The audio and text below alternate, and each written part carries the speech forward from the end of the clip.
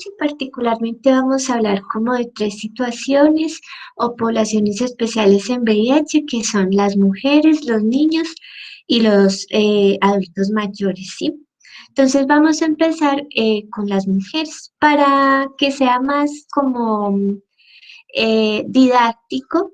Pensé que sería bueno traer unos casos clínicos pues que vamos ir resolviendo, pues yo los voy a ir resolviendo para que ustedes se vayan imaginando el escenario clínico en el que se pueden presentar estas situaciones.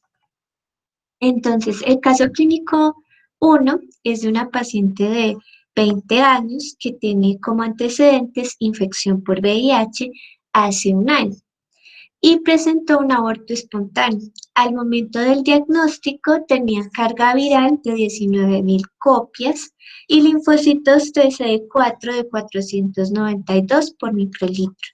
Le iniciaron tratamiento con tenofovir, entricitabina, efavirenz, hasta ahora con buena tolerancia y adherencia, y en el último control hace 2 meses tenía una carga viral de menos de 40 copias por mililitro y unos linfocitos TCD4 en 650 por microlitro, no tiene otros antecedentes.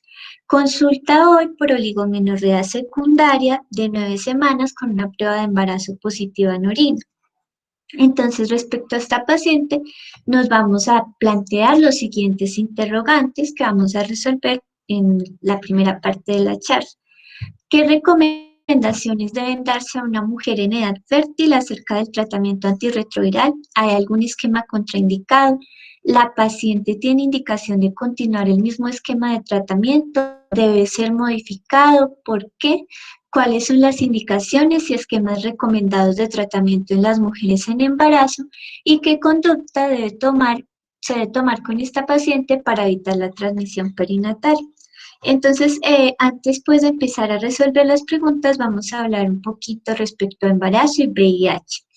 En Colombia, según el informe, pues la cuenta de alto costo sobre VIH en 2018, 91% de las gestantes tuvieron acceso a la prueba de VIH. 53% tuvieron una carga viral indetectable, pues durante el embarazo la prueba de VIH en las mujeres embarazadas es de 0,18% y el riesgo de transmisión va a depender de la carga viral. Como vamos a ver, el riesgo de transmisión es de 0,09% cuando la carga viral es menor de 50 copias. Lo ideal sería que todas tengan cargas virales suprimidas en el momento de la concepción, ¿sí? Y la transmisión va a variar pues de acuerdo al momento en que se encuentre la mujer. La transmisión in útero puede ser en el 20 a 30%. En el momento intraparto es el momento de mayor riesgo, va a ser del 50 a 60%. Y la lactancia materna se va a dar pues mayormente cuando hay alteraciones a nivel del pezón y representa el 20% de los casos. Es muy importante entonces en estas pacientes desaconsejar la lactancia materna y formular pues los suplementos que, como vimos en la charla, en la de atención pues de ingreso al programa de estos pacientes, están disponibles en nuestro país. Bueno, entonces la primera pregunta: ¿qué recomendaciones debe darse a una mujer en edad fértil acerca del tratamiento antirretroviral? Lo primero que debemos tener en cuenta es que siempre que una mujer con VIH acceda pues a la consulta, debemos hacer una prueba de embarazo, porque algunos de los antirretrovirales son teratogénicos, ¿cierto? Y algo muy importante es ofrecer asesoría preconcepción, porque como les decía, lo ideal es que el embarazo se dé cuando la carga viral esté indetectable. En el momento de la concepción, la carga viral sea indetectable. Entonces, siempre, o sea, no debemos dar por hecho. Lo ideal es que siempre preguntemos a la mujer si tiene deseo de paridad. Y respecto a eso, vamos a trabajar con ella para conseguir una carga viral indetectable en el momento de la concepción. O si no es de esta forma, también debemos ofrecerle un método anticonceptivo adecuado, como vamos a hablar más adelante. Entonces, los regímenes para las pacientes que desean concebir, pues incluyen raltegravir, atazanavir o darunavir, más tenofovir, entricitabina o tenofovir lamidudina o abacavir, entricitabina. Tener presente que la dosis de darunavir cambia durante el embarazo a una dosis de 600 miligramos día, 2 veces al día, y que el raltegravir es muy útil si el diagnóstico del VIH se hace en el segundo o tercer trimestre, porque este nos va a permitir bajar rápidamente la carga viral. Entonces, como les decía, es muy importante que nosotros como médicos generales tenemos algún conocimiento respecto a la asesoría que se le puede dar de concepción a estas mujeres, porque eso no quita pues que ellas tengan también un deseo de paridad y que tienen todo el derecho a que pueda ser satisfecho. Entonces, pues esto va a cambiar de acuerdo a el estado de la pareja, ¿cierto? Al estado en el que se encuentre. Lo ideal es que, como les he repetido ya bastante, siempre es tener cargas virales indetectables, si es posible usar profilaxis preexposición y que el sexo sin condón se limite a los días de máxima fertilidad. Entonces, como vamos a ver, hay diferentes como procesos que se pueden utilizar para eh, la reproducción en VIH, ¿cierto? En esta diapositiva pues se ve mucho mejor. Entonces hay como tres situaciones en las que pues debemos ofrecer asesoría. Una es cuando la mujer es VIH negativo y el hombre es VIH positivo. Lo ideal sería hacer una inyección intracitoplasmática, una inseminación intrauterina seguida de un lavado del esperma, ¿sí? Y como les decía, lo más importante es asegurar el sexo sin protección solo durante la ovulación y solamente si hay una efectiva supresión viral. Estos pacientes, pues cualquiera que sea el estado de la pareja, si tienen algún problema, un desorden de fertilidad, también tienen todo el derecho y nosotros los debemos asesorar para hacer todas estas medidas de asistencia en la fertilización, como puede ser la fertilización in vitro o la inyección intracitoplasmática de esperma, ¿sí? Así como también si desean pueden tener un donante de esperma o también acceder a servicios de adopción, ¿cierto? Esas serían como las diferentes variables. En el caso de que la mujer sea VIH positivo y el hombre VIH negativo, se puede hacer también inseminación artificial, pero lo ideal es que, como les digo, o sea, lo más importante que nos debemos llevar es que en el momento de la concepción, la mujer o el hombre tengan la carga viral suprimida, ¿sí? Y que limitemos sexo sin condón al momento, pues, de la ovulación. Y como les digo, siempre está la opción de la adopción y en caso de desórdenes de fertilidad, acceder a todo este tipo de cosas. Lo importante es que nosotros tengamos alguna idea de esto para nosotros poder asesorar a los pacientes. Respecto a si hay algún esquema contraindicado, pues respecto a esto hay como muchos estudios, muchos de estos son en animales y muchos de estos pues como que no se ha podido probar bien, ¿cierto? Por ejemplo, el tenofovir disoproxil fumarato, los estudios se han hecho en monos y han demostrado que hay una disminución del crecimiento y poros en los huesos en el feto después de 2 meses de inicio del tratamiento. ¿Qué pasa? Que pues esta es generalmente una de los medicamentos antirretrovirales que nosotros tenemos pues como más disponible.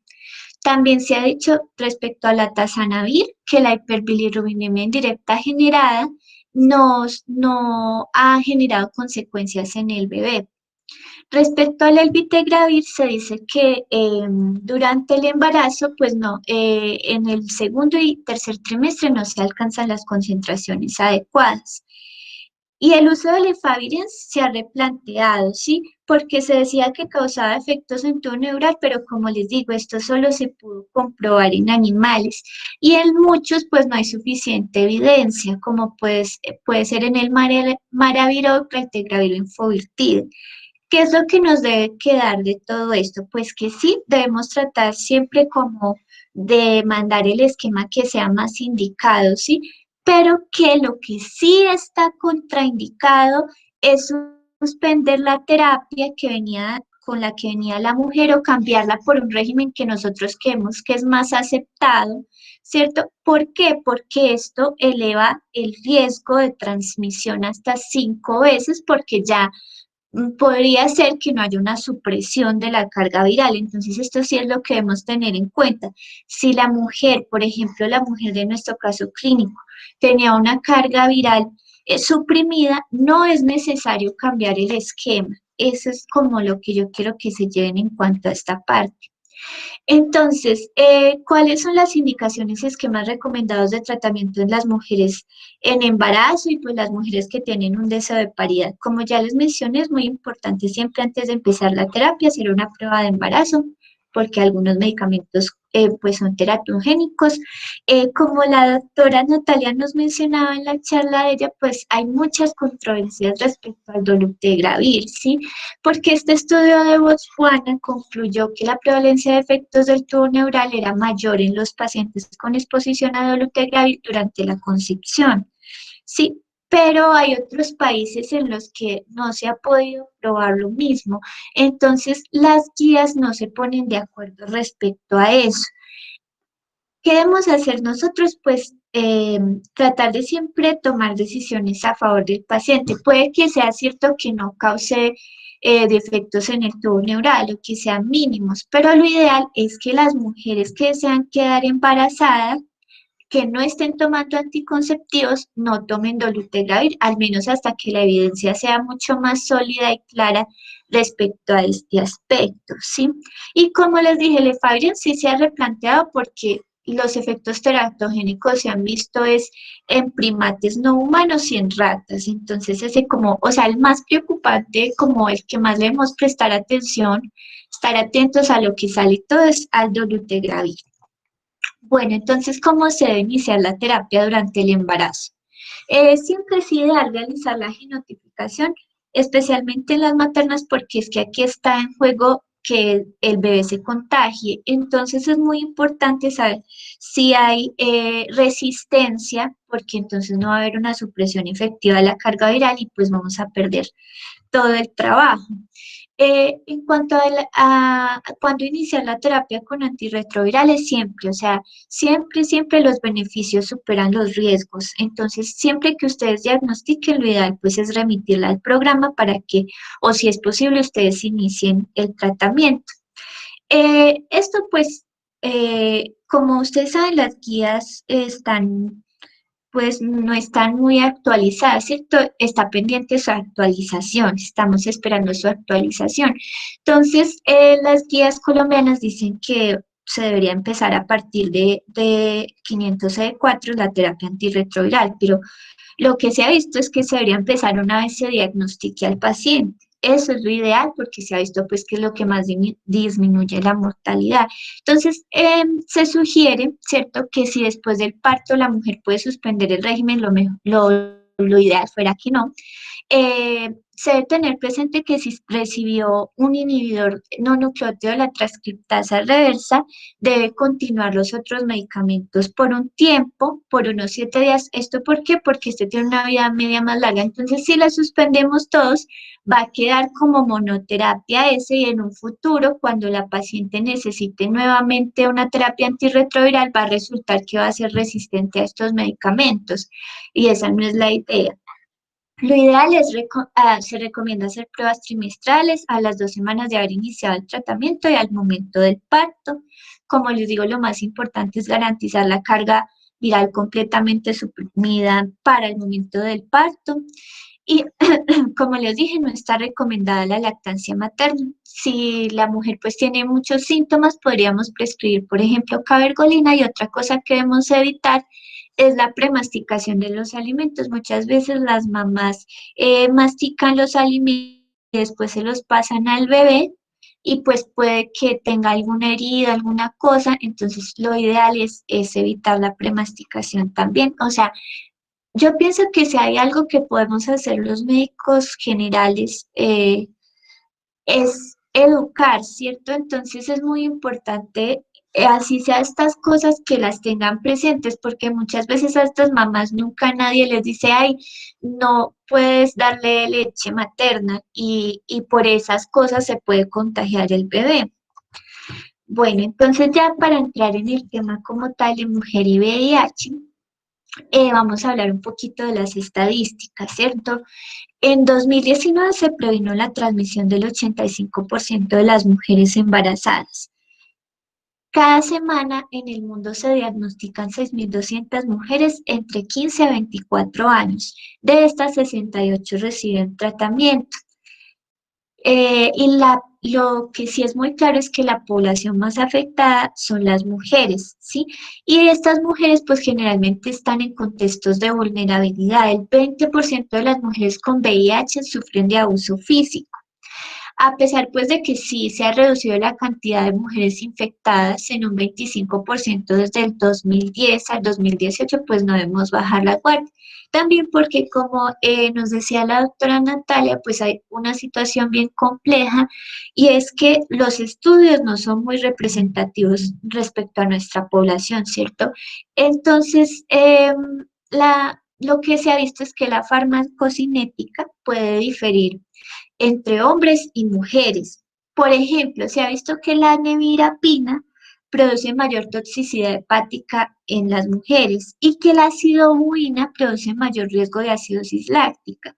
Pero entonces, como nosotros estamos subrepresentadas en los estudios, pues como este artículo que podemos ver aquí nos menciona, estas cosas no se ven, pues no se reportan, y si no se reportan, pues van a tener las mujeres más resultados adversos en la medicación, más abandono del tratamiento y va a ser mucho más difícil la cobertura.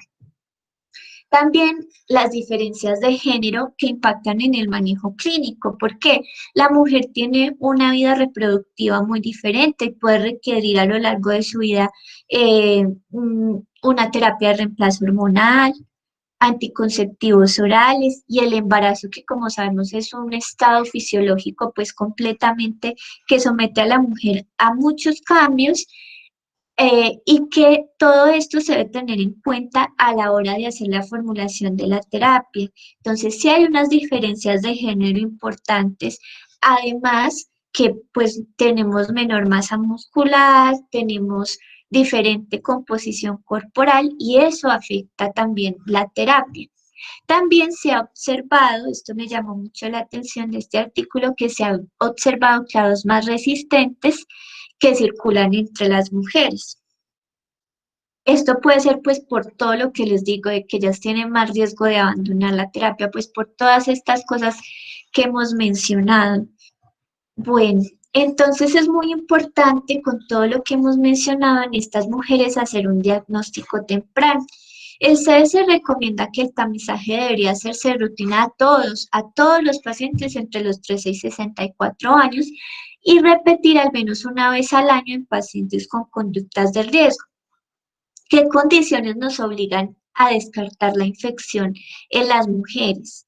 Las infecciones oportunistas, la candidiasis vaginal a repetición o que tengan cualquier ITS, también la enfermedad pélvica inflamatoria, el cáncer de cervix, pues el embarazo, como ya sabemos, por la importancia de evitar la transmisión vertical, una condición definitoria de VIH, y muchas veces hay mujeres que tienen una menorrea no explicada por otras causas y en ellas es pertinente hacer una prueba de VIH porque muchas veces se debe al síndrome de desgaste que produce el virus.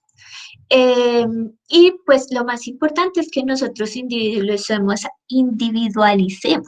a la paciente y evaluemos el riesgo de cada uno y no tengamos miedo pues de ofrecerle la prueba siempre que lo consideremos necesario. Entonces, ¿qué acciones debemos realizar en el abordaje de estas pacientes? Como ya hemos hablado en otras charlas, el riesgo cardiovascular, entonces es muy importante tamizar para diabetes mellitus, enfermedad coronaria, osteoporosis, que sabemos que es más prevalente en las mujeres, vigilar sobrepeso, dislipidemia y hemoglobina glicosilada. En cuanto a la asesoría anticonceptiva, pues vamos a hablar un poquito más adelante, igual del tamizaje de cáncer de cervix, ¿sí? Lo ideal es tamizar cada año y más frecuente, obviamente, si hay anormalidades en la citología y sería ideal vacunar a todas las pacientes entre los 9 y 26 años. Y también es muy importante evaluar otros factores de riesgo, pues los que se evalúan en todos los pacientes, ¿cierto? Porque esto puede interferir con la terapia, como puede ser pues promover el abandono de drogas, cigarrillo, alcohol, evaluar factores de riesgo para violencia intrafamiliar y evaluar depresión y ansiedad. Entonces vamos a hablar primero como de la parte de VIH, y VPH y cáncer de cervix. Entonces, para las pacientes con VIH se ha visto que es más difícil eliminar las cepas oncogénicas de VPH debido a la deficiencia de células T, ¿sí?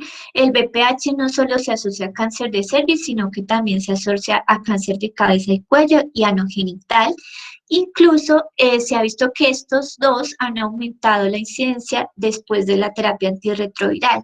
Se ha identificado que estas mujeres tienen más frecuentemente los tipos pues, más oncogénicos, que son el 16 y el 18.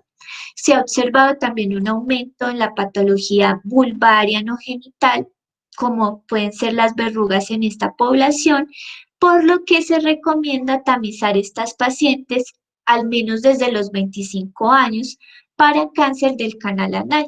Primero se hace una citología y si esta sale anormal, pues se hace una anoscopia de alta resolución. Entonces, en las poblaciones con mayor riesgo de cáncer anal, como podemos ver, pues que nos decía Abdue, que es ideal que tamicemos, pues son las hombres y mujeres VIH positivos, los hombres que tienen sexo con hombres, mujeres VIH negativas mayores de 45 años, pero que tengan VPH 16 en cervix. Inmunosupresión, pues cualquier otro tipo de inmunosupresión, obviamente, mujeres con antecedentes de displasia o cáncer de cuello uterino, vulvaro vaginal de alto grado y personas con antecedentes de verrugas anales.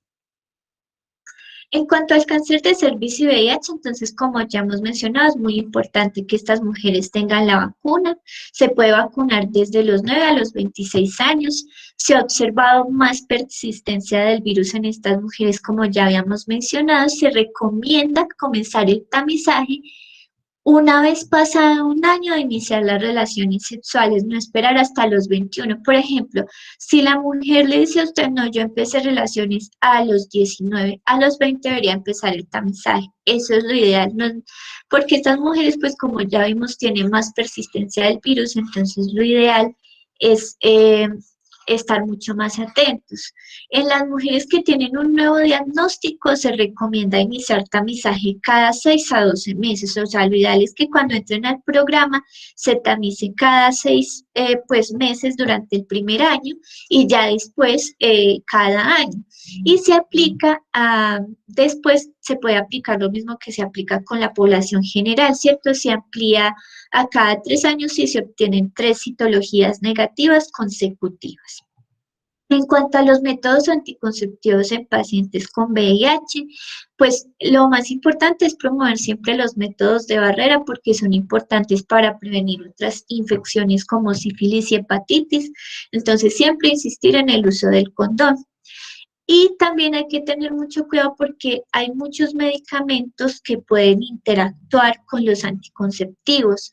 Entonces, es muy importante que, pues, medicamentos que pueden usar estos pacientes, tanto antirretrovirales como medicamentos para otras terapias que pueden necesitar esto frecuentemente, por ejemplo, la rifampicina.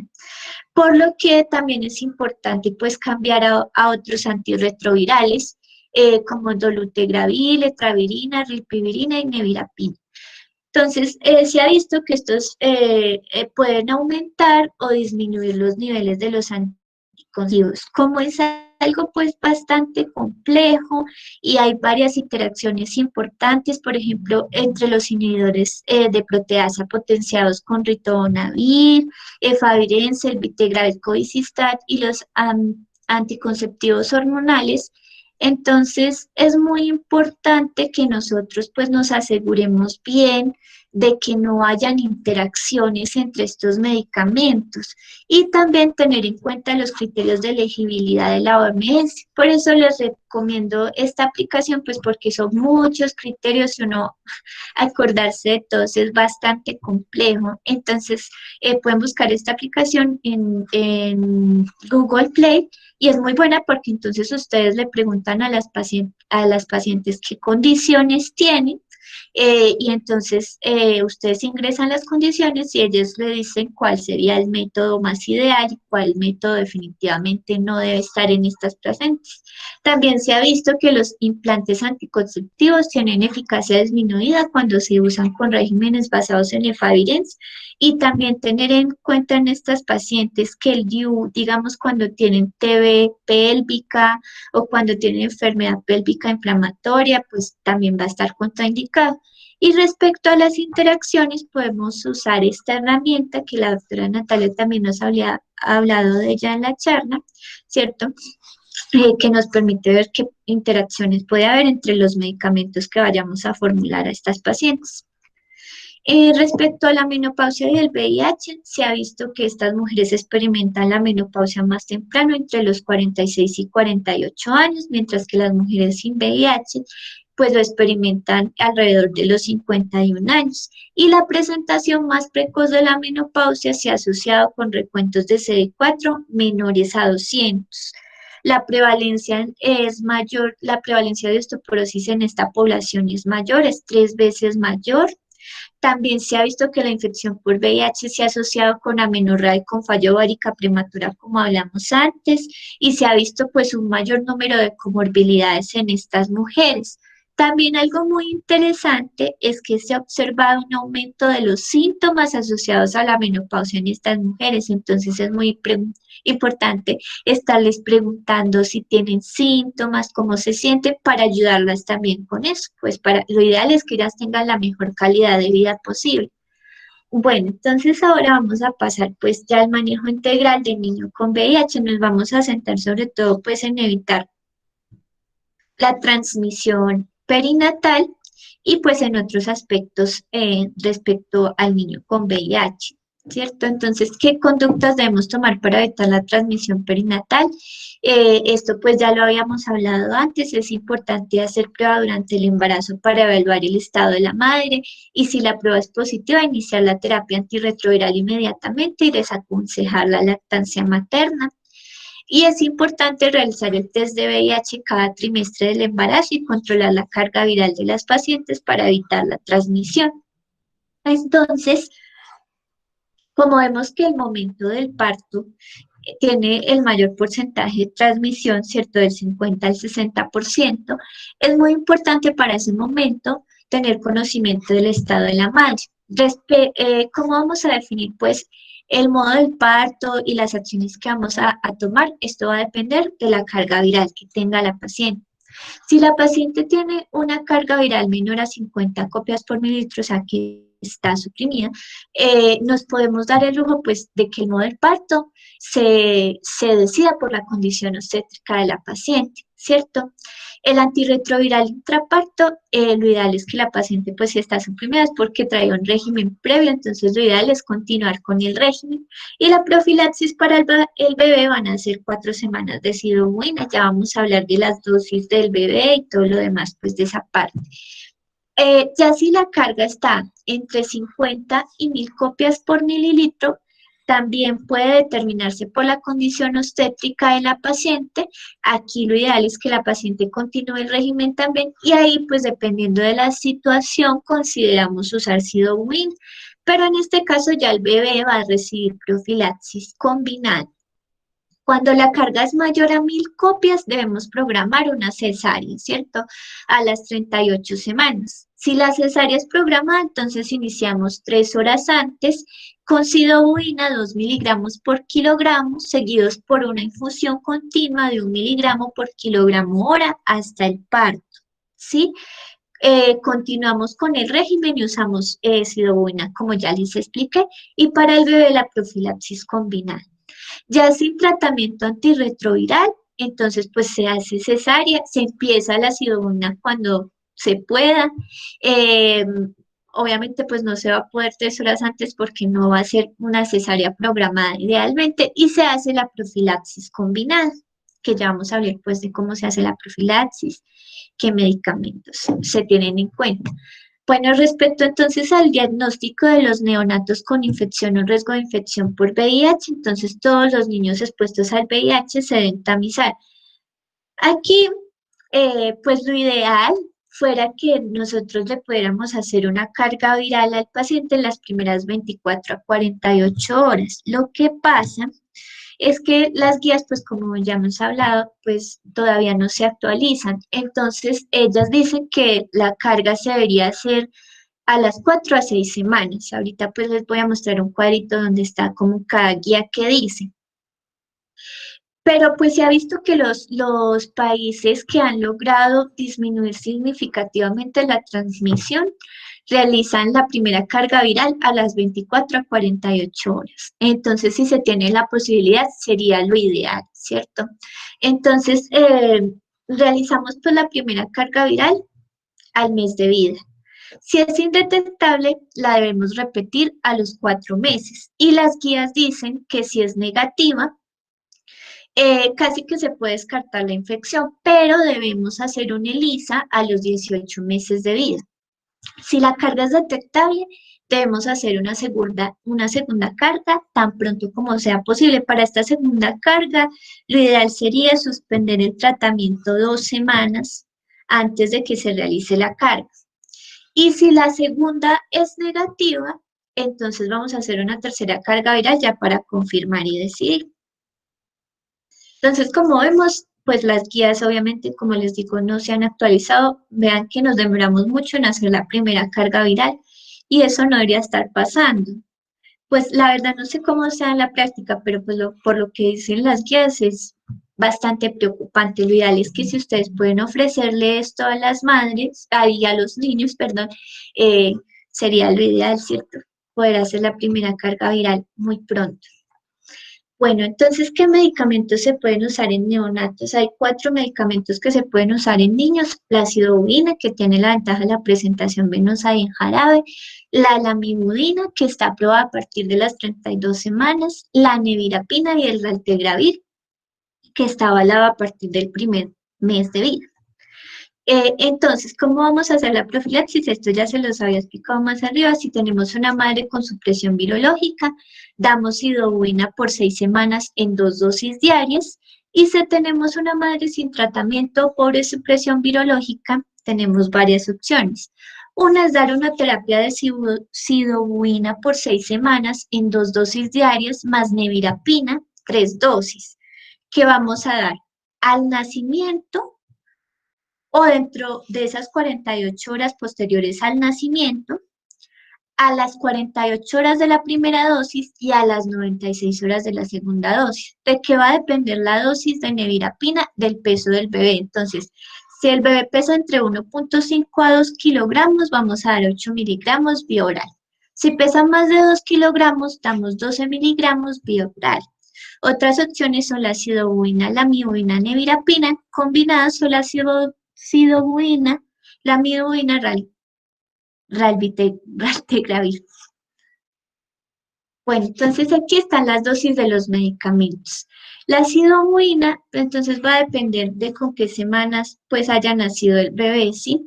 Entonces, si el bebé nació de más de 35 semanas, desde el nacimiento hasta las 4 semanas, vamos a dar una dosis de 4 miligramos por kilogramo, dosis 2 veces al día. Esta es la presentación pues que viene el jarabe de sidobudina de 10 miligramos por mililitro.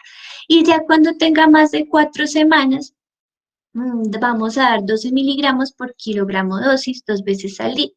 La doctora Natalia, pues que me ayudó mucho con esta exposición y le agradezco mucho. Ella me dice que esto pues es muy importante porque puede que nosotros sí veamos estos niños al mes y debamos ajustarles la dosis. Entonces, ese ¿Ustedes piensan que esto puede ser del pediatra o que no nos va a tocar? Es importante nosotros estar pendientes para ajustarles la dosis, pues como sabemos los niños están en crecimiento y no queremos pues que haya un fallo en el tratamiento, ¿cierto? Entre las 30 y 35 semanas, desde el nacimiento hasta las 2 semanas, vamos a dar 2 miligramos por kilogramo dosis 2 veces al día. Desde las 2 hasta las 6 semanas vamos a dar 3 miligramos por kilogramo dosis 2 veces al día. Y si el bebé tiene menos de 30 semanas, desde el nacimiento hasta las 4 semanas, vamos a dar 2 miligramos por kilogramo dosis 2 veces al día. Y desde las 4 hasta las 6 semanas, 3 miligramos por kilogramo dosis 2 veces al día. Si alguien pues necesita ver las dosis en algún momento, estas las saqué de Up to Date, ¿sí?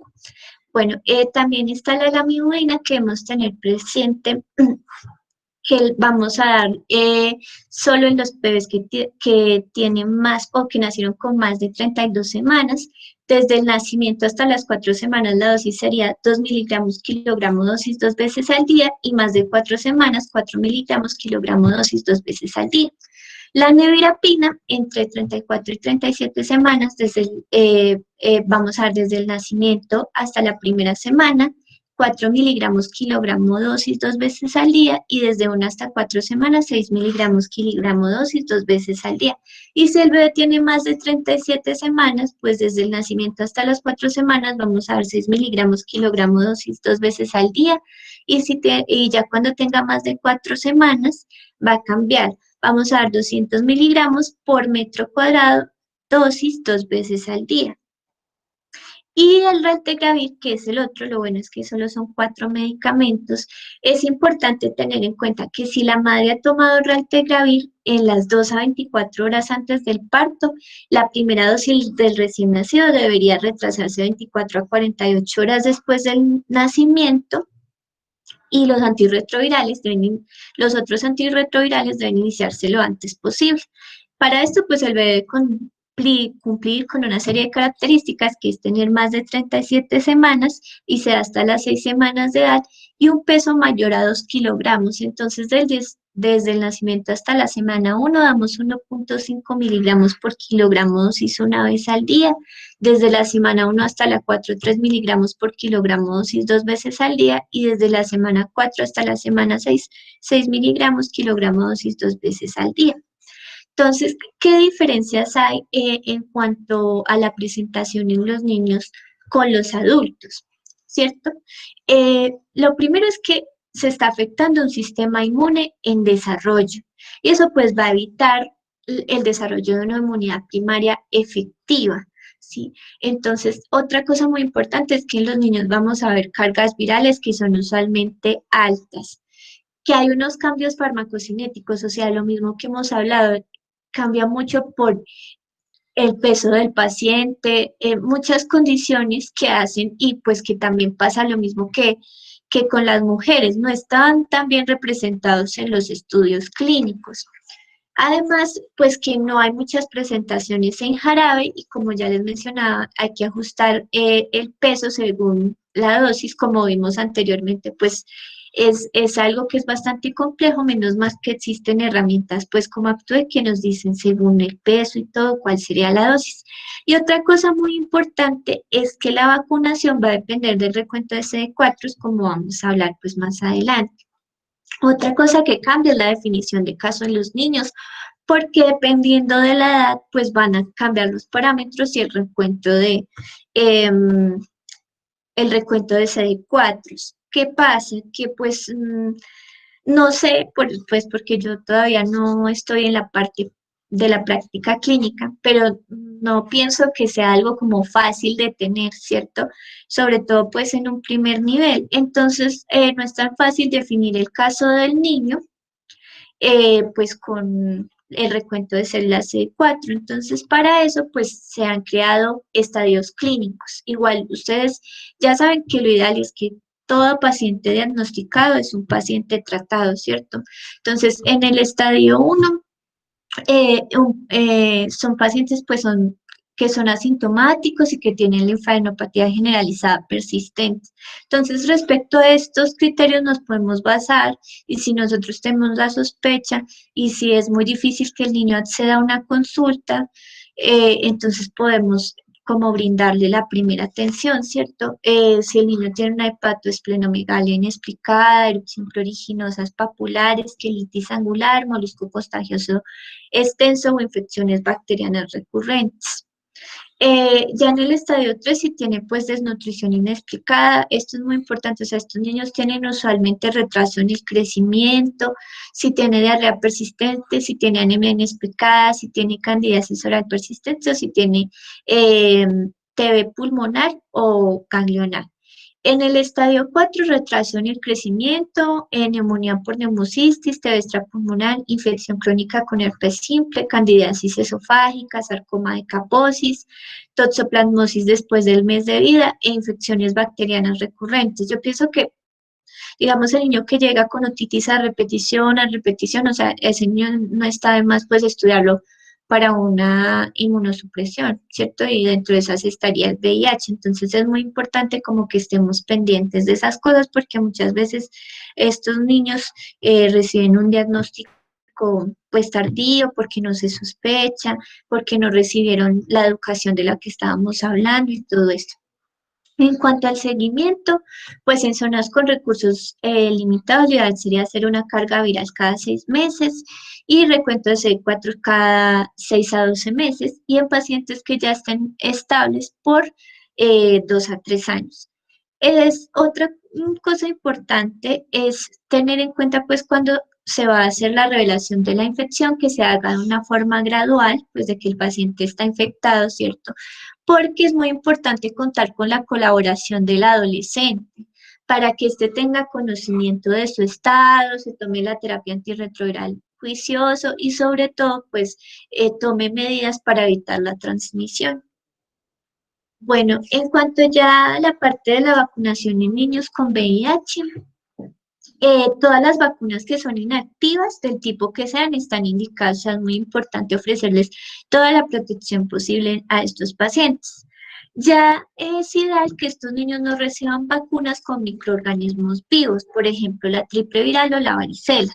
¿Cómo vamos a administrar estas vacunas en los niños? Entonces, en estos niños, las vacunas se pueden administrar si tienen un porcentaje de CD4 mayores al 15% al menos por 6 meses. ¿Eso qué quiere decir?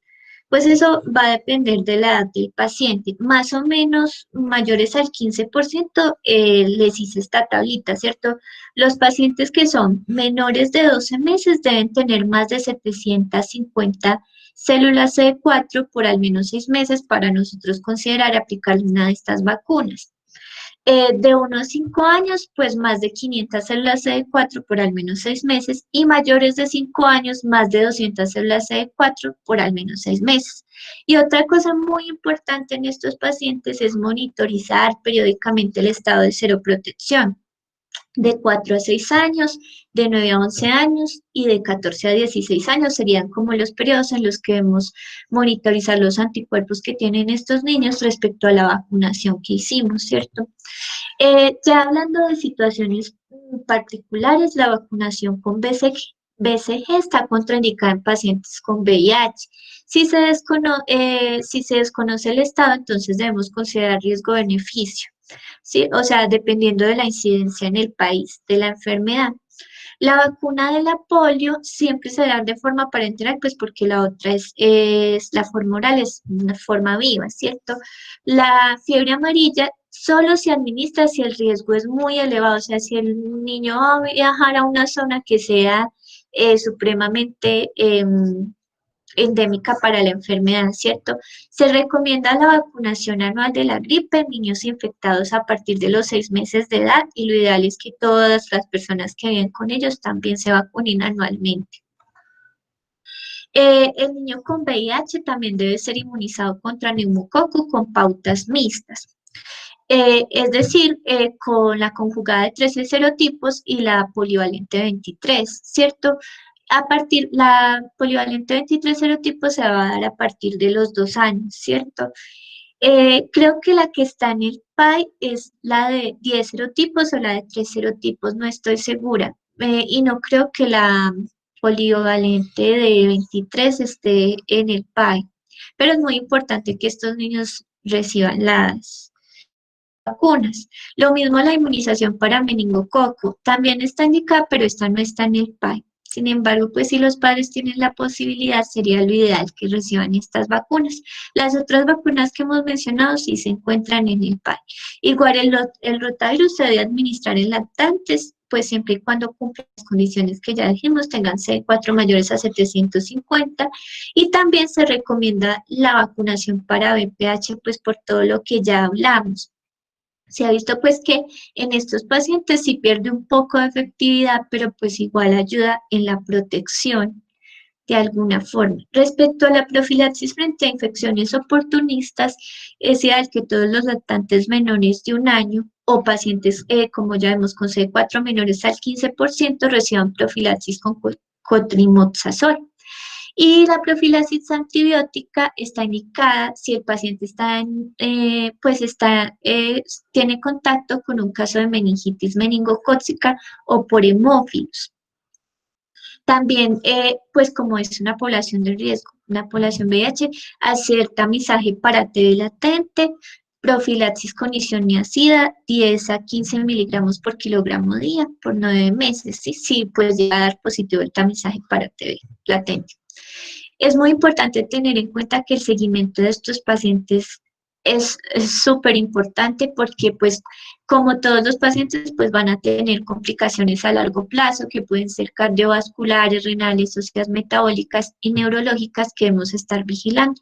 Entonces por eso es bueno que como médicos generales tengamos un conocimiento, al menos para dar una primera asesoría a estos pacientes. Y ya para hablar de la última población, vamos a hablar de VIH y envejecimiento. Entonces, ¿qué condiciones especiales tiene esta población? Esta población un paciente que es anciano con VIH se define como un paciente mayor de 50 años. A finales de 2016 se estimaba que 5,7 millones de personas vivían con VIH y tenían más de 50 años. Eh, Otro factor importante es el aumento de diagnósticos en esta población. Y respecto a esto quiero decir algo. O sea, eh, esto sucede pues porque estos pacientes como que no tienen la concepción de que a ellos les podría dar. Y como generalmente no usan métodos de barrera porque generalmente ya no esperan tener más hijos, ¿cierto? Entonces, pues se pueden infectar mucho más fácil. Además que las mujeres ancianas tienen atrofia vaginal, entonces esto los hace más vulnerables. Entonces, por eso es que es muy importante que nosotros no dejemos de sospechar el VIH en una población adulta, como que las personas no lo sospechan en estas poblaciones. Algo que aprendí en un diplomado que hice que me parece muy válido es que todos los pacientes tienen VIH hasta que se demuestre lo contrario, o sea, que sea anciano no quita la posibilidad de que tenga VIH y es muy importante hacer el diagnóstico porque la supresión viral es más difícil en estos pacientes debido a los fenómenos de inmunosenescencia. También es más difícil administrar la terapia antirretroviral, pues debido a múltiples comorbilidades, ya que estos pacientes pues ya tienen enfermedades de base y entonces va a haber fenómenos de polifarmacia. Es muy importante también evaluar la mortalidad en estos pacientes. Entonces, una escala que es muy útil es esta escala, que es la escala VAX. Estas escalas pues se encuentran en un documento que sacó GESIDA, si quieren, si alguien lo quiere, me puede escribir, yo se lo mando, donde están las escalas que se pueden aplicar a los pacientes con VIH, ¿sí? Esta escala, pues lo que nos permite estimar es la probabilidad de mortalidad. Por ejemplo, con 0 puntos la probabilidad de muerte a 5 años es de 1,8, con 6 es de 2,8 y con 8,3 con 83 puntos es de 59,3. Entonces, ¿por qué es importante estimar la probabilidad de mortalidad en estos pacientes? Prender las alarmas, obviamente a todos los debemos vigilar, pero nos va a permitir saber qué debemos hacer con estos pacientes, estar mucho más atentos a lo que puede estar pasando, ver qué comorbilidades podemos impactar en estos pacientes, porque pues como les decía, tienen múltiples comorbilidades. Ellos ya tienen alteraciones óseas de base, tienen alteraciones metabólicas, tienen enfermedad renal, enfermedad cardiovascular y también pueden tener morbilidad mental. Entonces, ahora pues vamos a hablar como de un caso específico y particular que es la demencia en VIH, ¿cierto? Vamos a enfocar el paciente con demencia en VIH. Para eso traje otro caso clínico. Entonces, es un paciente de 39 años con CD4 de 672 células de una carga viral de 2000 copias, que tiene VDRL, citomegalovirus, hepatitis B y C y virus de Epstein-Barr negativos, que se queja de pérdida de la memoria con dificultad para reconocer a sus parientes y su nombre, y temblor de reposo. En las pruebas neuropsicológicas se evidencian alteraciones en la atención y memoria visoespacial y verbal, y en el momento se encuentra sin terapia antirretroviral. Entonces, siempre que tengamos un paciente de VIH con síntomas neurológicos, que pueden ser cefalea, convulsiones, estado mental alterado, signos y síntomas de la fosa posterior, como pueden ser diplopía, ataxia, pues debemos prender las alarmas. ¿Por qué debemos prender las alarmas? Pues porque hay muchas cosas que pueden comprometer el sistema nervioso del paciente con VIH. Por ejemplo, el síndrome de reconstitución inmune, sobre todo pues en criptococo, TB, incluso se ha descrito en la leucoencefalopatía multifocal progresiva e incluso se ha descrito en los pacientes con demencia, pueden hacer síndrome de reconstitución inmune al iniciar la terapia antirretroviral, podría ser una de estas manifestaciones, pues de estos compromisos. Las infecciones del sistema nervioso central, como ya sabemos, la mayor prevalencia de uso de drogas intravenosas que está relacionada con desórdenes afectivos y psicosis, malignidad como el linfoma primario del sistema nervioso central, el efavirenz que causar manifestaciones, como nos decía la doctora Natalia, como trastornos afectivos.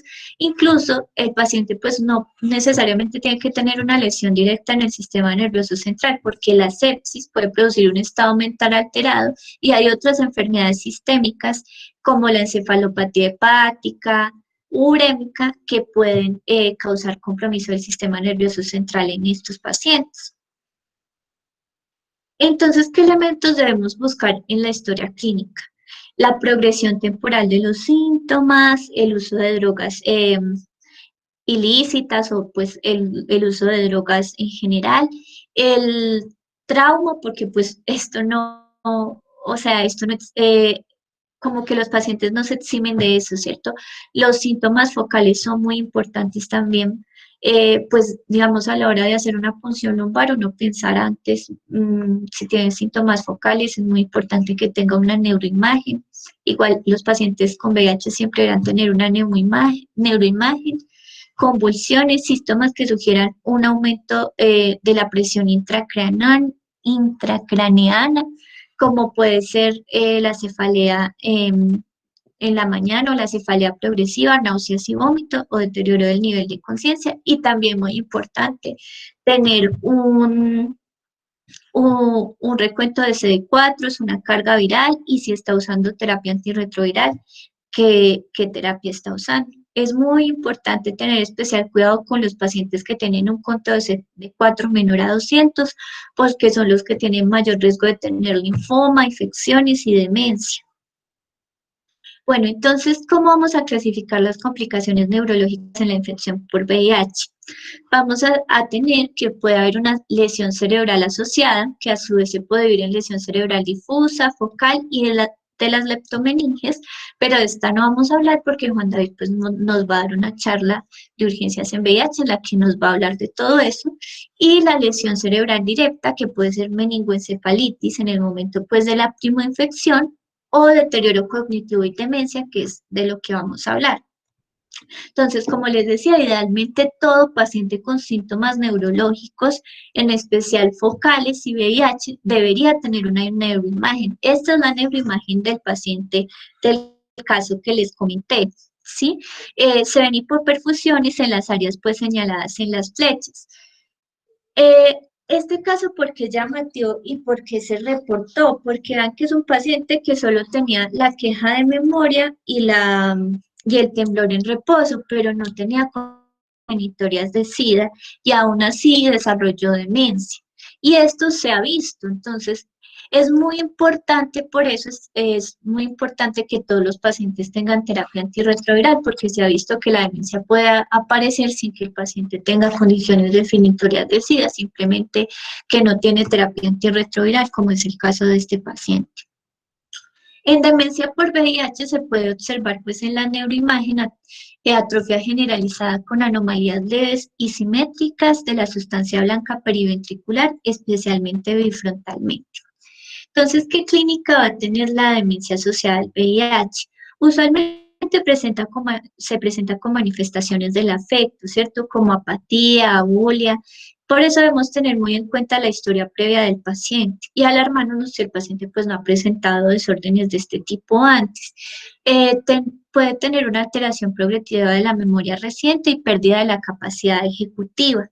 Y el paciente puede empezar a abandonar como actividades que requieran de su concentración. Una de ellas es la lectura, pero puede ser que si el paciente vea televisión, va a empezar a abandonar ese tipo de actividades, ¿cierto? Porque le va a ser mucho más difícil mantener la atención por mucho tiempo. Al progresar la enfermedad, el paciente va a desarrollar alteraciones motoras como debilidad de miembros inferiores y ataxia.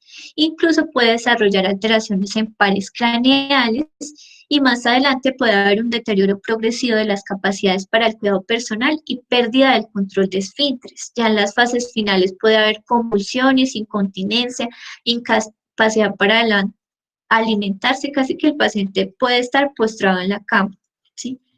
Entonces, vamos a observar en el cerebro de estos pacientes. Las principales manifestaciones se hallan en la sustancia blanca y consisten en palidez de la misma. Además, vamos a observar infiltración inflamatoria de linfocitos y macrófagos de aspecto vacuolado, pues por el contenido graso, y también se hallan nódulos de astrocitosis reactiva que comprometen los ganglios basales. Esto se va a dar debido a que, entonces, ¿qué va a pasar? El virus va a ingresar al sistema nervioso central por medio de los linfocitos CD4 y monocitos infectados que atraviesan la barrera hematoencefálica. A este fenómeno se le conoce como caballo de Troya, ¿sí? Y el virus entonces va a invadir los macrófagos perivasculares y la microglía. Y van a pasar como dos cosas importantes. La primera es que va a haber una lesión por las proteínas del virus como TAP y GP120 que van a afectar la neurona, inhibiendo la producción de factores de crecimiento y promoviendo la apoptosis. Y la segunda es que los macrófagos activados por la infección van a liberar citoquinas proinflamatorias. La producción de esas citoquinas lo que va a hacer es que son neurotóxicas y que va a permitir mantener la infección viral activa en el sistema nervioso central. Entonces, la clasificación de los trastornos neurocognitivos asociada al SIDA se da como en tres estadios. La primera es asintomática. Y esto es muy importante porque es un paciente que no tiene alteraciones en su vida diaria, ¿sí? Pero que en las pruebas neuropsicológicas presenta alteración en más de dos dominios cognitivos. Y esto es importante porque entonces nos dice que debemos tamizar y evaluar a estos pacientes para que no haya una mayor progresión. Ya puede haber una alteración neurocognitiva leve y pues ya la demencia como tal que van a diferir en la interferencia en la vida diaria, así que en la demencia va a ser marcada y en la leve pues va a haber una interferencia leve y la alteración en las pruebas neuropsicológicas pues no va a ser tan importante. Entonces, ¿cómo vamos a realizar la evaluación de estos pacientes? Como les decía, es importante realizar tamizaje en pacientes asintomáticos. Se pueden usar escalas como el Mini-Mental y el MoCA, solo que es muy para demencias corticales y pues, o sea, el VIH es muy inespecífico, pero es de tipo subcortical, ¿sí? Entonces, no va a evaluar completamente al paciente. Entonces, por eso es importante no dejar de lado la evaluación de la percepción sensitiva y la habilidad motora. Obviamente siempre teniendo en cuenta que aisladas, o sea, solas, sin ninguna alteración en la esfera cognitiva, pues no pueden hacer el diagnóstico de deterioro cognitivo, sino que debemos pensar en otras cosas. Y es importante también tener en cuenta los tiempos de reacción y velocidad de ejecuciones. Por eso es que esta escala, pues me pareció como mucho mejor. Aquí están como las diferentes escalas que hay con todas sus limitaciones, ventajas. Como les digo, esto está en el PDF, que si alguien lo quiere, me puede decir, yo se lo paso. Y esta es la escala que a mí me pareció, pues, está diseñada específicamente para estos pacientes, ¿cierto? Es la escala internacional de demencia en VIH. Esta pues está en inglés, pero hay una traducción al español, solo que esta página me pareció muy buena porque ahí ustedes pueden poner el cronómetro, pueden ir poniendo los puntos y todo, solamente es que le vayan traduciendo al paciente. Entonces, esta es la traducción en español. Tiene como 4 puntos importantes. Primero vamos a pedirle al paciente que repita 4 palabras, que son perro, aurigo, frijol y rojo. ¿Sí ven? Pues son las mismas que están aquí. Eh, ya después vamos a evaluar, vean que este sí tiene en cuenta la rapidez motora. Entonces vamos a pedirle al paciente que realice la simulación de la pinza con su primer y segundo dedo de la mano no dominante, tan rápido y amplio como sea posible, y vamos a contar el número de pinzas que haga el paciente eh, en 5 segundos, ¿sí? Y de acuerdo a eso, pues le vamos a dar el puntaje. En cuanto a la rapidez psicomotora, entonces vamos a pedirle al paciente que realice 3 movimientos. El primero es sobre una superficie con la palma hacia arriba, luego con la palma hacia abajo y luego pues sobre el quinto dedo, ¿sí? Como se ve en la imagen.